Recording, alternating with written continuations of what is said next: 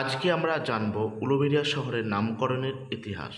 উলুবনে মুক্তা ছড়ানো, এই প্রবাদ বাক্যটি আপনারা প্রায় শুনে থাকেন। হ্যাঁ, এই উলু গাছ থেকেই উলুবেড়িয়া শহরের নামকরণ।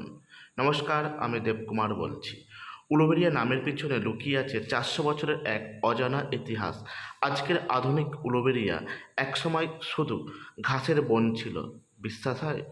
লোককথা ও ইতিহাস অনুযায়ী এই উলুবেড়িয়া শহরটি একসময় বিস্তীর্ণ অঞ্চল জুড়ে উলুঘাসে ঢাকা ছিল।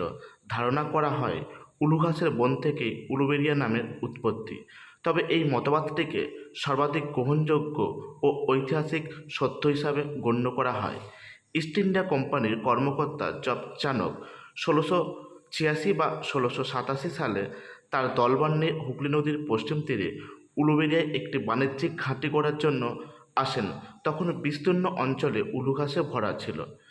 1873 সালে ব্রিটিশ সরকার এই অঞ্চলটিকে একটি প্রশাসনিক মহকুমা হিসাবে ঘোষণা করেন, যার নাম ছিল মহিষরেখা।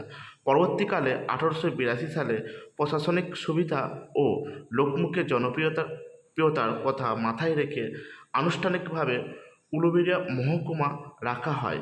আরেকটি প্রচলিত রীতি, শ্রী চৈতন্যদেব যখন এই পথ দিয়ে উড়িষ্যা যাচ্ছিলেন, তখন স্থানীয় হিন্দু নারীরা তাকে স্বাগত জানাতে সমবেতভাবে উলুধ্বনি দিয়েছিলেন।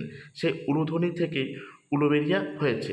তবে ইতিহাসের পাতায় উলুবেড়িয়া নামের উৎপত্তি কোনো একটি একক ঘটনাকে 100% প্রমাণিত ঐতিহাসিক সত্য বা চূড়ান্ত সত্য হিসাবে লিপিবদ্ধ করা হয়নি।